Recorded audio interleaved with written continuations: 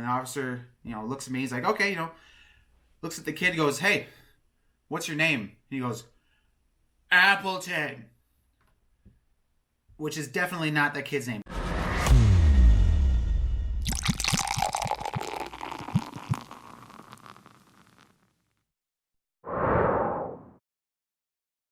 So I went to college at UW-Platteville. It's pretty well known as a party school. I mean, it was. Had my fair share of parties, that's for sure. One of them in particular, just a normal weekend. I feel like that's how every drunk story starts. Just a normal weekend. Anyway, so we just decided to have a party as we do. Just invite a couple of friends. Nothing nothing ridiculous. So we had a couple of friends over. It was about 10:30. Having a good time. Everyone's listening to music, playing some games on the bar, and having a good time.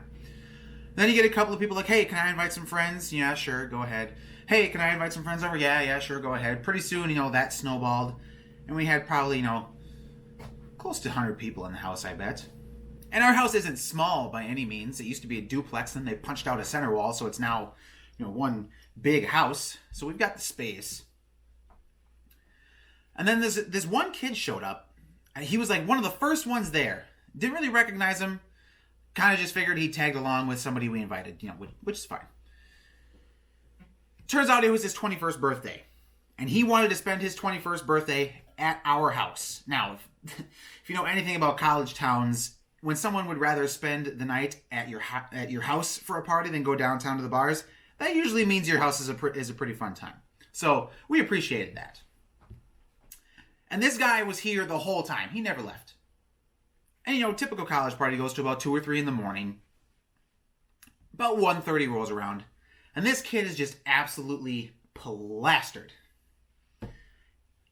And now I walk into the kitchen, and he's just standing there in the corner of the kitchen cabinets, just kind of staring into the corner. I'm like, hey, what are you doing? And then I hear this trickling noise. And I look down at the floor and I can see just water. Well, it wasn't water. You can probably guess what it was. Running out the bottom of his pants. Yeah, he just pissed himself in the corner of my kitchen. It was getting on my floor. I was not having that. So I went and found his buddies that brought him here. I'm like, hey, you guys got to clean this up. This is kind of ridiculous. And they're like, oh, sorry. So they're making this kid that's drunk as all hell clean it up himself. And he can barely stand. Not to be that guy, but what kind of friends was he hanging out with? Anyway, so his friends, tell him to clean it up, and then they ended up cleaning it up for him. And then I tell them, you guys got to go. I can't have that at my house. So they're like, oh, no problem. So they all left. And they must have ditched him. Because about an hour later, as the party is shut down, this kid, or the party's pretty much shut down. And it's just, the 4 of us that live here with, a couple of close friends. So there's probably 10 of us sitting here, just, relaxing, listening to music, some quiet music, and playing some cards. And I hear this knocking on the windows outside. I'm like, what the hell is that? So I walk outside, and it's this drunk kid. Again. I'm like, oh my God, kid. They bailed on you? That freaking sucks. And he's trying to get back in my house. And at this, it's 2:30 in the morning. I'm not having it. I'm ready to, get in the hell out of here. So I didn't really want to, deal with him. So I kind of was, we live right across the street from campus. So I kind of was just going to drag him across the street over to the closest dorm and kind of just drop him in front of the front door and hopefully he'd find his way. And a police officer drives by. And I'm like, okay, I know this guy's 21, so he's not going to get an underage or anything. I'll just have the police officer kind of, take it from here. So I'm waving him down. The police officer stops. I'm like, hey, this guy keeps pounding on my windows. And the officer, looks at me. He's like, okay, looks at the kid, goes, hey, what's your name? And he goes, Appleton. Which is definitely not that kid's name. To this day, don't know what that kid's name is. All I know is he was from Appleton. And the police officer looks at him all confused, like, sorry, what's your name? Appleton. This drunk kid is telling the officer his hometown when he's asking him what his name is. And I'm just sitting there trying my hardest not to laugh. And the officer is just looking at him so confused. And you could see it in his eyes like, oh my God, it's going to be one of those nights, isn't it?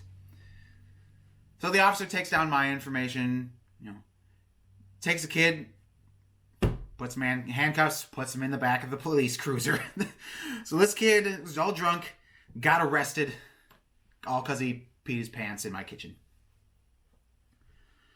And then about 20 minutes later, I get a knock on my front door. It's the police officer. I'm like, oh, great, what now? I open the door. He's like, don't worry, no one's in trouble. I'm like, well, good, because we didn't do anything wrong. And he's asking me if it's a different police officer. And he was kind of explaining the situation. I'm like, yeah, that was me. And he's like, do you have any idea what this kid's name is? He just keeps telling me Appleton. So the police officer must have been asking him what his name was in the police cruiser, and all he could come out with was Appleton. And apparently he didn't have his wallet on him either, so that's why the officer came back here and asked if I, saw his wallet. Said no. And the police officer goes, do you know anything about him? Because if I can't find any information, I'm going to have to, take him back to the station. And I'm like, yeah, sorry. I can't help you. So the officer leaves, and yeah. So yeah, kid got arrested and got taken to the police station, all because he pissed his pants in my kitchen. So that's kind of funny. Join forces.